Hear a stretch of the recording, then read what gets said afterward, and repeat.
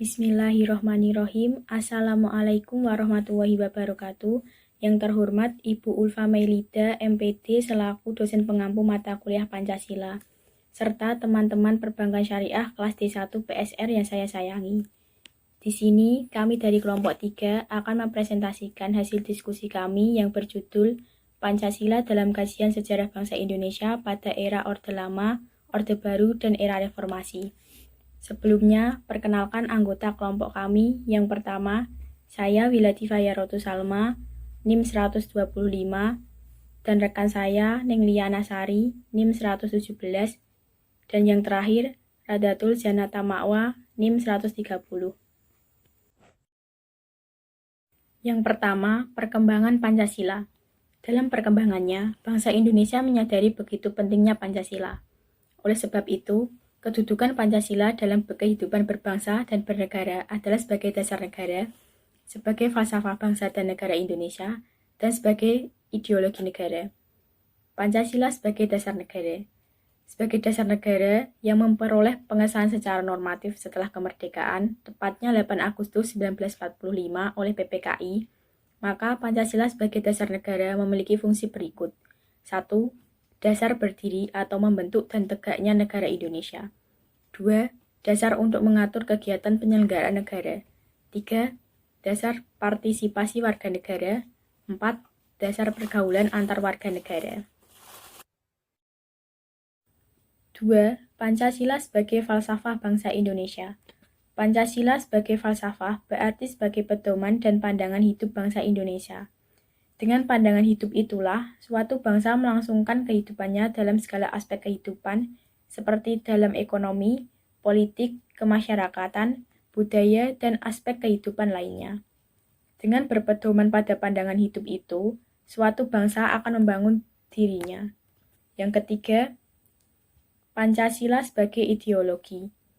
Ideologi dalam keberadaannya sebagai suatu sistem pemikiran bersifat terbuka dan tertutup.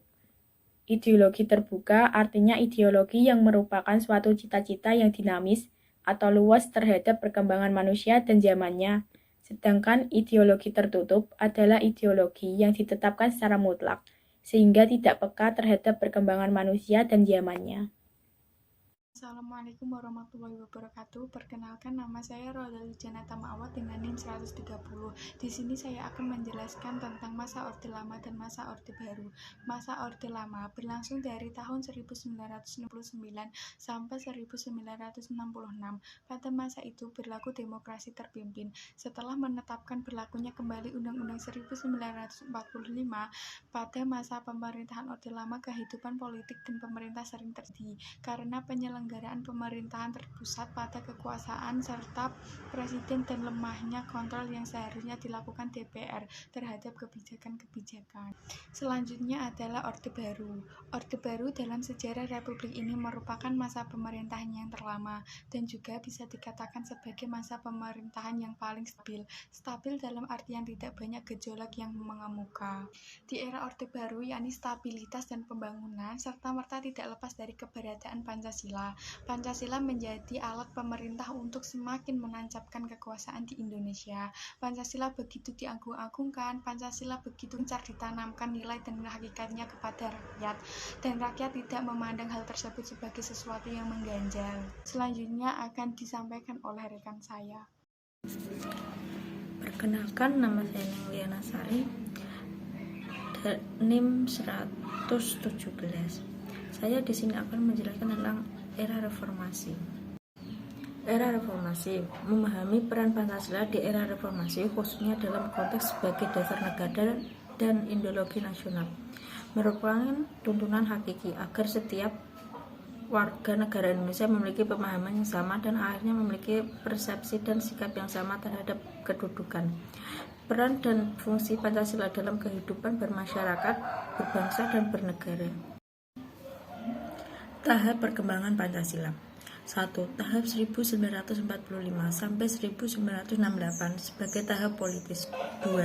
Tahap 1969 sampai 1994 sebagai tahap pembangunan ekonomi. 3. Tahap 1995 sampai 2020 sebagai tahap repositioning Pancasila. Kesimpulan, pada masa Orde Lama, yaitu pada masa kekuasaan Presiden Soekarno, Pancasila mengalami ideologisasi. Pada masa Orde Baru, yaitu pada masa kekuasaan Presiden Soekarno, bangsa Indonesia kembali menjadi Pancasila dan Undang-Undang Dasar 1945 sebagai dasar negara. Era reformasi yang diharapkan sebagai era pembaruan memberikan angin segar bagi bangsa Indonesia. Bangsa Indonesia diharapkan kembali mengamalkan nilai-nilai luhur Pancasila sebagai pedoman berbangsa dan bernegara. Sekian dari kelompok kami. Apabila ada tutur kata yang kurang berkenan, kami minta maaf sebesar-besarnya. Wassalamualaikum warahmatullahi wabarakatuh.